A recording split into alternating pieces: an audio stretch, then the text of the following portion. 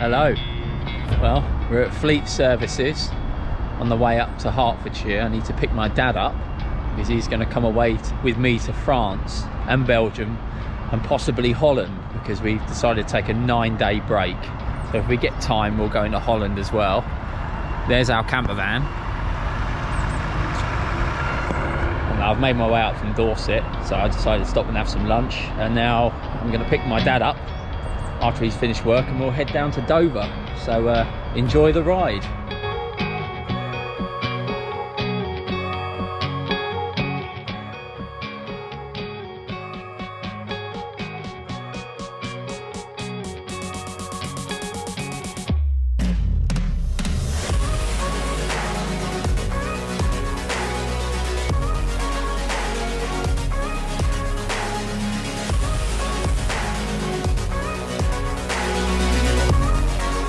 And here he comes.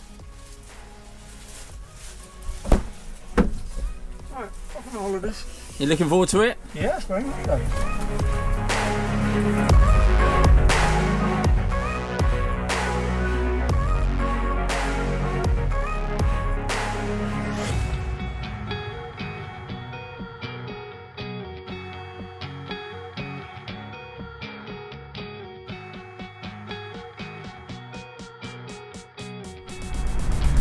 Well, good morning from Dover. We decided to stay here last night. We're getting the 6:30 in the morning ferry, DFDS. We were originally booked on P&O, but as we know from the news, they laid off 800 members of staff with absolutely no warning whatsoever. So that was now all up in the air. We get an email about 2 days ago saying that our ferry is still not running, so now we've been moved on to DFDS. They're going to accept our tickets. We'll see how that plays out.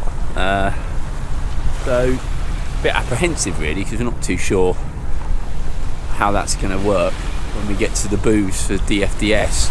But anyway, we stayed the night in Dover because we got this spot where you can park right on the front. And it's £10 a night for a camper van, which is ideal. You've got a hotel just around the corner where you can have some food and use their toilets. And I've just used their toilets this morning actually, even though I'm not staying there. I just walked in, nodded and smiled, and they let me through. Dad's still getting himself ready because he's a bit of a tart.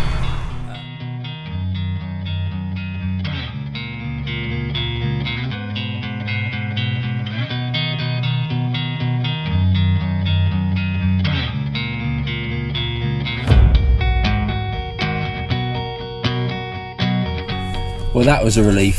DFDS have taken our P&O tickets, so they just exchanged it over and given us free breakfast vouchers as well, which is really good. I guess there's some kind of compensation by P&O, maybe. Who knows? All the money we shelled out in the club lounge. Yeah.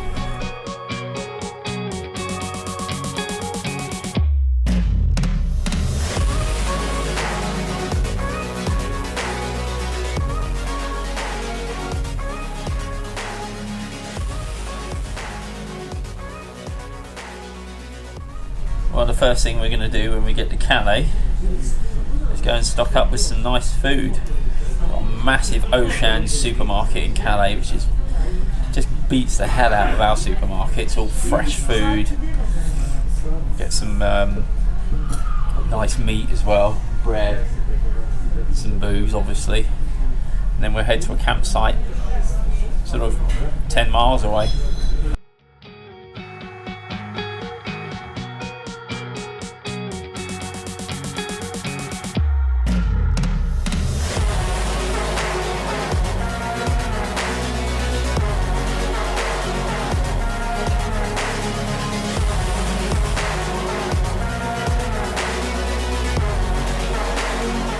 Well, we arrived in France and we're staying at a site about 10 miles from Calais in a place called Escale, which is sort of in a ravine between two cliffs, Cap Greenet and Cap Blondet, which is the closest point to the UK.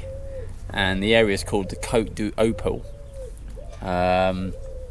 And it's a sort of a really nice area that most people just bypass. They get on the A16 and head down towards Normandy, or they jump on the A26 and head down towards Reims and the Champagne region and the south of France.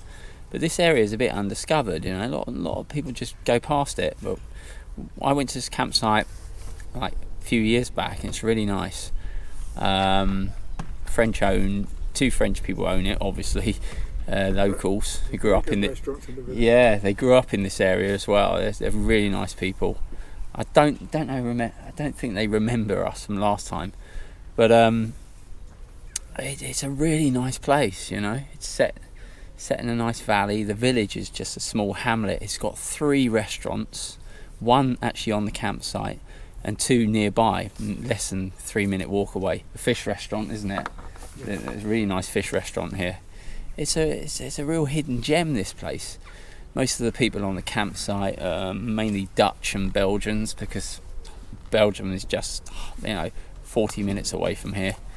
You're near Boulogne, you're near Calais, and the beach is 10-minute walk from here, you know, and it's a big escarpment and a big cliff, and you can see the White Cliffs of Dover on a clear day from here as well. It's a great place of walking.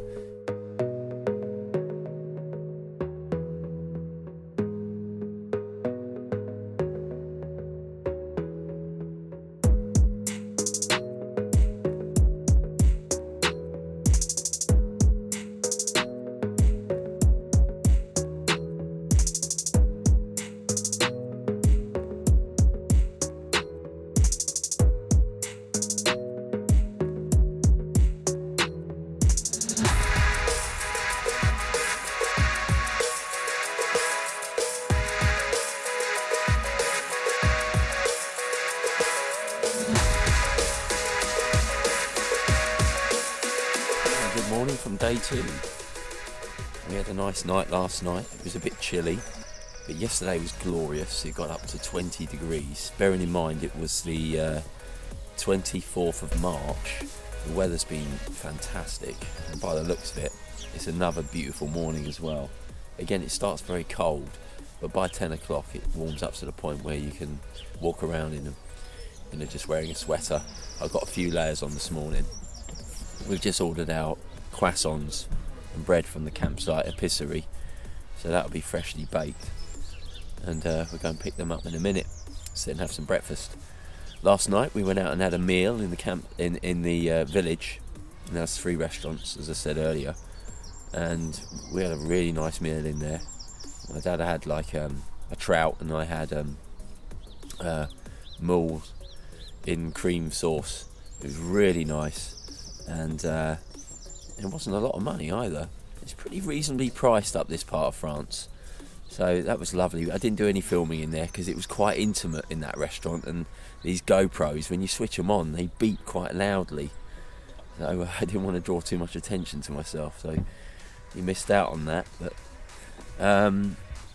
we'll try and get some footage in some of the restaurants later on the holiday, hopefully, so see how it goes. How you doing? How was your night? You sleep well? Yeah, good, thanks.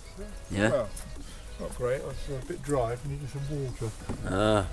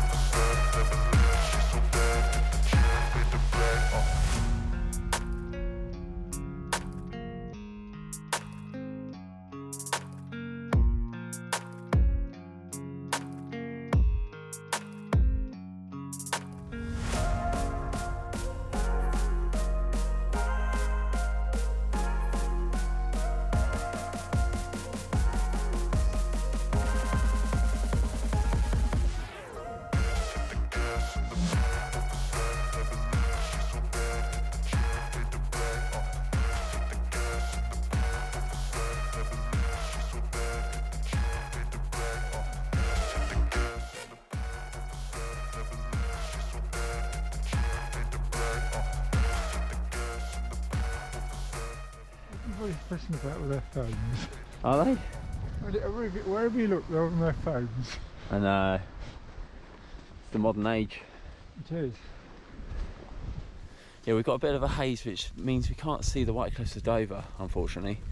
So, you know, but the weather's fantastic still, but you don't really get much of a view, unfortunately. This is a shame. But it's just nice because we had a massive lunch earlier and we just... It's a Sahara storm that's caused this haze, I'm sure it is. Sahara storm? The storm in the Sahara last week. What, do you reckon that's caused that haze? Caused this haze. Ah. It's got that pinky look, hasn't it? Yeah. Yeah, actually there's lots of sand on everything at the minute, so maybe that is why we've got this haze.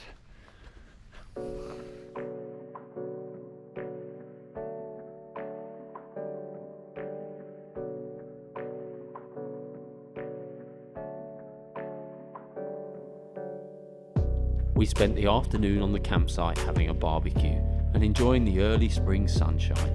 The next day we headed up the A16 towards Belgium in search of a nice campsite near Bruges, the Dutch-speaking part of Belgium.